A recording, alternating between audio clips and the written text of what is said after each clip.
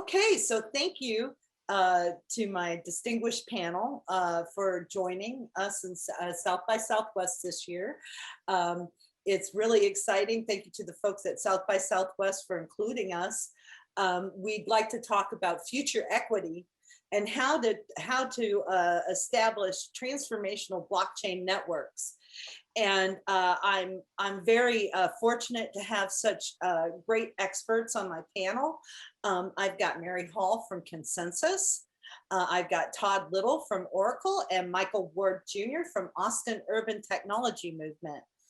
And we're gonna, we hear so much about profit and making money all the time, and making sure that bottom line is good, and all that's good, but none of it means anything if we have unhappy people that can't function with their basic needs. And in Texas, we got to learn that hard lesson just last week. Where something we take for granted, as much as turning on the water to make sure that there's water, or making sure that you can sleep all night and be safe and not be cold. Those kind of things were big surprises down here, even though they're things we kind of take for granted. And so what I'd like to talk about today is how we can use blockchain as a way to actually transform society and solve some of the biggest problems that we're seeing in a really straightforward manner, and also talk about maybe why blockchain is the right answer for that. Not everybody that's watching the session will be blockchain experts and understand what it is. So, we can definitely delve into that some, about, well, why would someone want to use blockchain for this particular purpose? So I'd like to start by going around and introducing everybody. I'm going to give a real brief bio of myself. My thing that I'm afraid I'm going to forget is that I have a brand new book out. It's called AI and the Law, and that's AI as in artificial intelligence. It came out 2 days ago on O'Reilly Media, and it's free to read. You just log in and create an O'Reilly account. Some people have one already from work, but it talks about artificial intelligence and many of the ways that it can change our world, and why you want to be able to transverse the programming on artificial intelligence to make sure it remains true to its intention. And that's one of my particular ideas on how blockchain can be used for good. And I'm also CEO of Kilroy Blockchain, and I am the host of today's panel. So with that, let's go to Mary. Thanks, Karen. I'm looking forward to reading your book. I am currently the product marketing lead for Quorum at Consensus, and also a product for auditing smart contracts called Diligence at Consensus. And I've been doing blockchain marketing for the last 5 years, starting with my stint at IBM on the blockchain team. Over to Todd. Thank you for joining us. No, thanks. Michael? Hi, everyone. My name is Michael Ward Jr. I am the president and CEO of Austin Urban Technology Movement, also known as Autumn, and we bridge the gap between the Black and Hispanic communities and the tech industry. I'm very excited to be on the panel today with these amazing panelists. And Karen, thank you so much for the invitation. I'm looking forward to just building on the work that we're doing together. Thank you, Michael. And Todd, you were with us last year as well when we did how to launch and grow next gen blockchain networks. And the year before that too, we were actually at South by Southwest. So go ahead and tell everybody about yourself, please. All right, thank you, Karen, appreciate it. Yeah, I'm the Oracle blockchain platform chief architect. So the Oracle blockchain platform is a managed blockchain service that's provided by Oracle based upon Hyperledger Fabric. So we're focusing on permissioned blockchains and used in business-to-business enterprises. Okay, perfect. And okay, so I'd like to start the questions.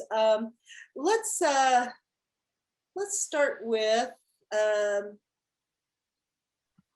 let's talk about the pandemic first, and we're going to talk about what projects that you guys are aware of, and what you think is being done with the pandemic correctly, what could be better, and where does blockchain apply? You know, how is it being used, and how should it be used? And I'm going to start with Todd on that one. All right, thank you, Karen. One of the big issues around the pandemic has been, on vaccinations and being able to get information out and trustworthy information. So one of the huge advantages that blockchain brings to the table is that it provides provenance over data. So as an example, one of the projects that we've been working on with several other companies has been MiPasa. This is a data sharing platform based upon the blockchain, and it allows then people to be able to access and use data that's trustworthy because the provenance of the data can be shown based upon what's recorded in the blockchain. So I think, information sharing and correct information, there's been an awful lot of false information that's been distributed. There are a lot of incorrect sources of information. And by providing these trusted data sources, researchers and individuals can then go research this data, look at this data and see it and know that the data that they're looking at is valid and can be trusted. Mm-hmm. And Mary, I believe you've been involved with MiPasa also. I was involved in MiPasa during my time at Oracle when I worked with TODD very closely. And it's a fantastic project because it's allowing so much data tracking among multiple parties. So with that, you're getting not only statistics about the COVID infection rates, but you're getting information about where they are, demographics, people, ages, so people can really drill down on it. So that's one great use of blockchain to help scientists and health officials get the data. And also anybody can tune in and see that data on the MiPasa site. And get some information about areas that are, very badly affected. But there are other great applications that I'm seeing too during this pandemic using blockchain. There are people developing health passports. So you can see who has been vaccinated. You can verify the identity of the person, that they are an actual person, not a fake identity. And I saw that there's a program in Israel with one of these apps where you can show you've been vaccinated, show your passport, so then you can go dine at a restaurant, you can go to a gym, you can gain access to things because you can prove that you've been vaccinated. And finally, there are some apps coming out so you can verify your identity at the time you go to get the vaccination, which is very helpful. I mean, one of the disturbing things we're seeing is people faking their ages, faking where they live, going to other states, other counties to try to get vaccines. And so these apps could help prevent that. Okay, great. And Michael, I've had the privilege of getting to know Michael. We're from the same town here, Austin, and I've had the great privilege of getting to work with him and tap into some of that energy that he's got that's so contagious. And we've spent nearly the past year working on a project called Casey. And Casey is a product developed by Kilroy blockchain that's cloud-based.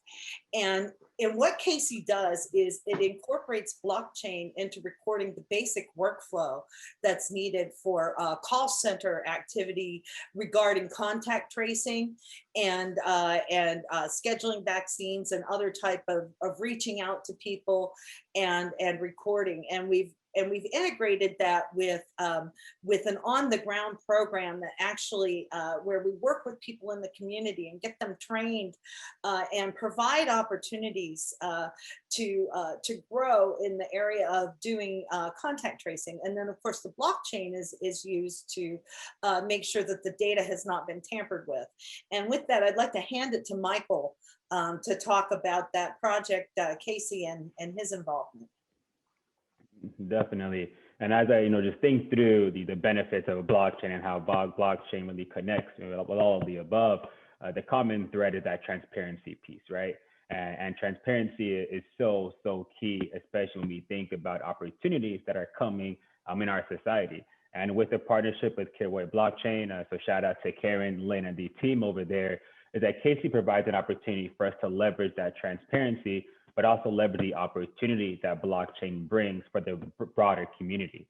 So one of the great things that we're doing through Casey is launching a contact tracing cohort. This contact tracing cohort is geared towards those that are underrepresented, predominantly that are Black and Hispanic, that are looking to make a transition into the tech industry.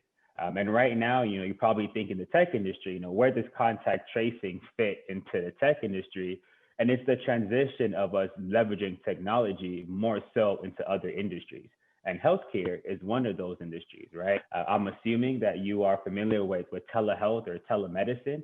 And we've seen the advancement of telehealth and telemedicine through this pandemic because of social distancing. And with the spread of this pandemic, now we're seeing the need for contact tracing to make sure that we have transparent information, right information that's on a public ledger or on a public platform that now individuals can go and check the credibility of what that information looks like and what value contact tracing will bring to whether it's employers, whether it's to associations, whether it's, we're looking to get back to in-person events.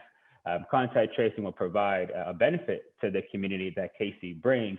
But at the same time, we want to make sure that the opportunities that this new job develops on blockchain technology or other technologies that will come out in the future, we want to make sure those job opportunities goes to those individuals that are most in need.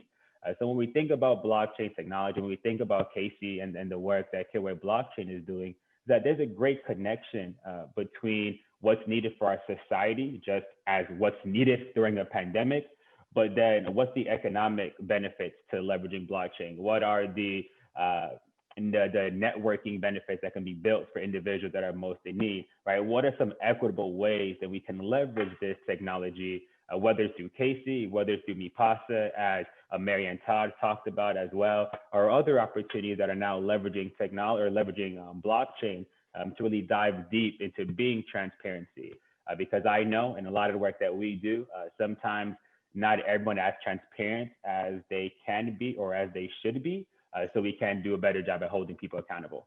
So the Casey program and really doing the workforce development component, addressing the challenge of society, offering contact tracing, now address the challenges the pandemic has created is a great opportunity and a great benefit for individuals looking to see different ways that blockchain is really enhancing our society. Yeah, and to the point of transparency, I wonder if Todd would mind just taking a second and explaining why blockchain provides transparency. All right, thank you, Karen. So most blockchains are built on the idea that you have data that is, or transactions that are placed into a block. That's where the term comes from. And those blocks are then tied together through cryptographic hashes, which allows then you to be able to tell if there's been any tampering. So if any of the contents of any of the blocks is changed, any of the data is changed, then basically the hashes will no longer match. So you can detect this. You can't necessarily prevent it, but you can certainly detect it. So you know whether the data you're looking at is authentic or not, because if it's been altered, you know. And so that's, I think, one of the big advantages that blockchain provides as far as transparency. You'll know whether there's been problems. As well, the data is shared across all the participants that are in the blockchain network. So, or at least the participants who are supposed to see the data. Not everybody should see every bit of data. I mean, that's, there's the information about my health records I'd rather not share, but my doctor would like to be able to see that. So I can provide that kind of access through a blockchain network that would be potentially much more difficult with traditional systems. So the transparency is that you've got copies of the data, it's verifiable, and everybody has that's the same copy of the data. So there's a single source of truth. Yes, and I just want to bounce that one back to Michael for a second. Now, given that now you can have things so they can be exposed, right? And it can be obvious if someone tampers with them. How does that help you in your mission? Yeah, I was actually one of the comments on that, because I like the simplicity that Todd leveraged to really break that down for individuals when we think about the transparency and having data that can be backed and be referenced or measured on, and making sure that we are talking about the same data sets, right? I think that is the most important thing when we talk about whether it's increasing representation in technology, whether it's addressing the wealth gap, whether it's addressing the skills gap. What data sets are you using, right? Because if I'm telling you there's a problem in a specific zip code or in a specific city, but then your data set is showing that the problem doesn't exist, well, we can't begin to solve that problem together because we're not leveraging the same data. So as I work with employers to get them to be more transparent about what their diversity goals are, as I work with other funders to be more understanding of the communities that we're serving, having a shared data set that not just one entity is using, but the industry is using, that's a different type of impact that we could begin to have, because now we can actually see, well, what has been the progress in certain metrics, whether it's how much time are you investing into underrepresented communities, how much financial investment are you giving out, what are your donations look like, whether it's in-kind donations, or we can begin to measure these things if they're on a public ledger that everyone now is referencing, and being able to hold individuals accountable moving forward. So having blockchain technology inside recruiting, inside the tech space as a whole, inside the healthcare industry, the financial industry, it allows us to eliminate potential fraud. It allows us to eliminate potential what's the right word? Individuals hiding behind progress, right? I think sometimes we begin to use certain levels of success as a reason for us not to want to continue moving forward. But if you actually open up the data set and get really granular, you actually see, wait a minute, actually not making any progress in these areas. And let me tell you why. So I see blockchain being able to be very strategic in the way that we can not just enhance our equitable practices across the board, but then really change a culture of true transparency and honesty, because now you can hold yourself accountable by the general ledger. Yes, and Mary, I wanted to talk about blockchain in supply chain, and again, this is all related. We've known for years that inferior goods get taken into areas that have a lot of people of color. I mean, that's just the way that the world has been. I know for my whole life. If people want something good, a lot of times they got to leave their neighborhood. And with these vaccines and things like that, now it's a matter of life and death. Are they being distributed equitably? Are they, being administered in an equitable way? And Mary, I want to ask you about the supply chain and the moving of goods, and it's a really big deal right now. For many, many reasons. And where have you seen blockchain help with that? Well, verifying goods and services on the supply chain is one key use. One of the most disturbing things about the pandemic is the proliferation of fakes, counterfeit masks, counterfeit vaccines. There were parties in California doing fake COVID tests and charging people money. And they would show up and pay the money and never get a result because it was a fake test. Wow. Yeah, so beyond being able to have everybody have access to the shared set of data, you have the data in real time, you have the authentication of data from the shared common data set that is trusted. And you can also, as Todd indicated, identify the bad actors on the blockchain. So this is really valuable in supply chain when you're seeking to authenticate goods and services.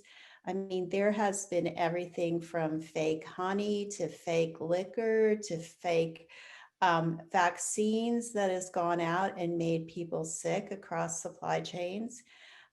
We've all seen in the headlines food recalls.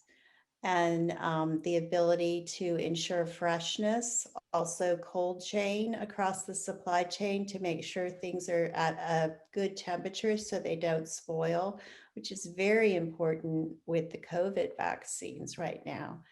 So these unique capabilities really help with supply chain, but also very important is enabling more collaboration among multiple parties. So we have been working on a very exciting agricultural consortium with Cargill and Covantis at Consensus. And that is to be able to bring all the growers together in Brazil and food suppliers for soybeans and corn. And so you can see how the flow of the agri-goods is going across the chain, making sure things don't run out, that these are actual goods and services from the verified suppliers. And so this is another great use of the technology for supply chain. And the final thing I want to mention is, so much of supply chains we forget sometimes are still paper-based. So now you're having digital assets, and these can be verified in real time across the chain. I know Todd knows this story about a shipping company that had, a 65% reduction in paper-based processes across their supply chain using blockchain technology. So it's really a great solution for those complex global supply chains when you have a lot of products and shipments going back and forth, and you need to verify where things are, when they'll arrive, and if they are the real thing. Very interesting. Todd, do you want to add to that supply chain?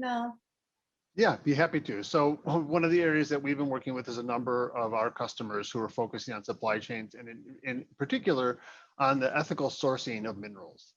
So one of the problems with these rare minerals is that they come from conflict regions. And so the goal of these companies is to be able to ensure that your supply chain is not using minerals coming from conflict areas. So by using blockchain technology to trace the provenance of the minerals from the time they're mined to the time they're processed to the time they're shipped and finally received, all that information is being tracked on the blockchain. So you know where the minerals came from, you know how they were mined, you know who mined them. And with that, then we can hopefully eliminate these sources of conflict minerals. Okay. And Michael, your impression from Mary and Todd of supply chain and blockchain integration, how can you see that really helping communities?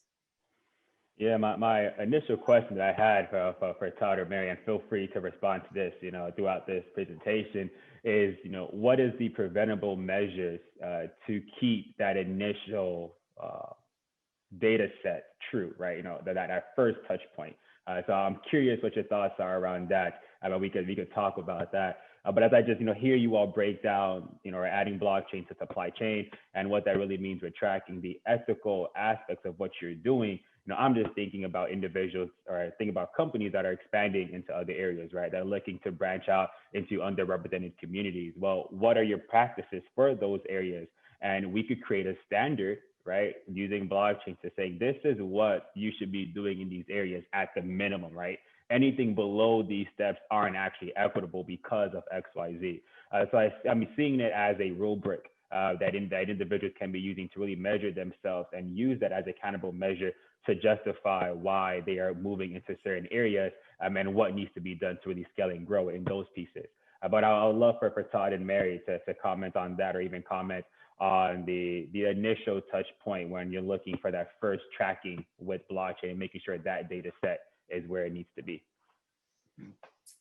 Todd, you want to go first? Sure, I'll have to. Yeah, that is one of the big problems in supply chain, even with the use of blockchain, is that the data on the blockchain is only as good as whoever or however that information was collected.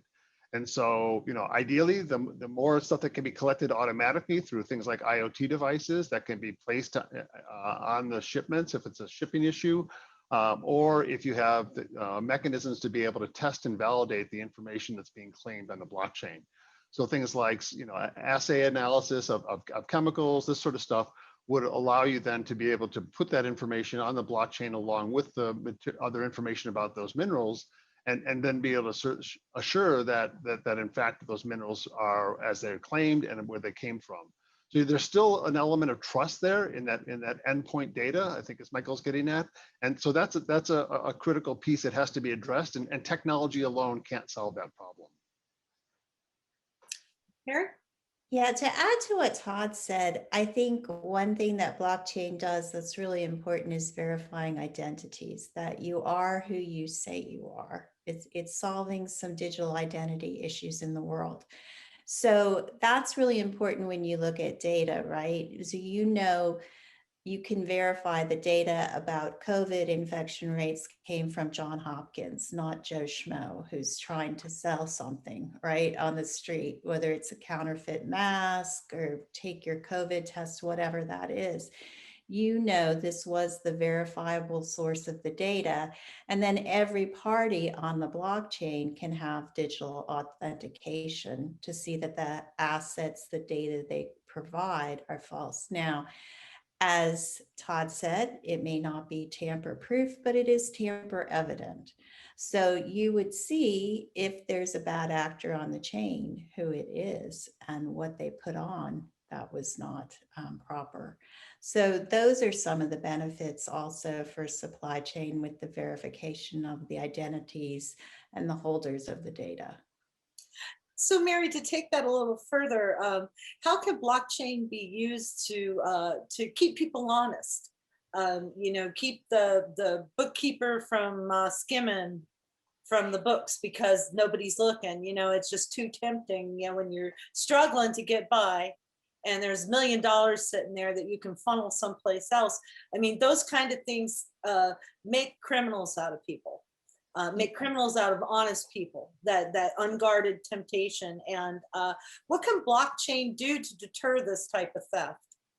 Well, I like to think of blockchain, and Todd, Michael, chime in on this, as the most honest bookkeeper in the world, the most honest accountant you'll ever have. There's no more paper-based ledger where I cross this out and put this in, or, fraudulent auditing for my company to make it look like I have more resources than I actually have.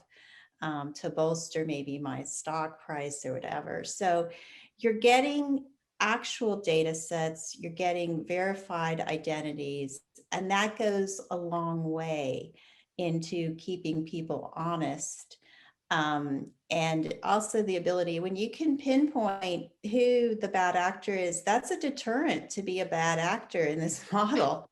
If you're a criminal, you don't really want to be on the chain. That's going to be how you're exposed and found out. Everything's auditable. There's an audit trail left. That's your criminal's worst nightmares, that I can trace where you got your fake goods from or where you've forged something from. I mean, I've seen this a lot being used lately with the auction houses.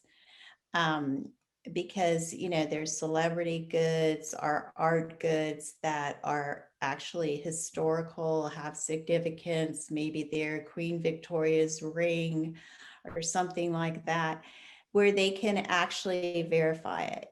And we've seen this with gems. I mean, I'm speaking of Queen Victoria's ring.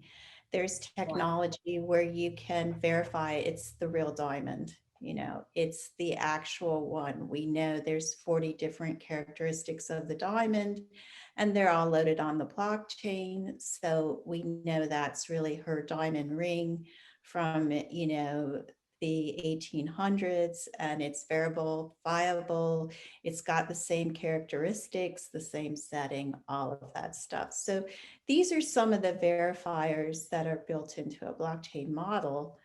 And the things that you can input for unique items like the diamond identification. Very good. Now, Michael, I'd like to bounce some of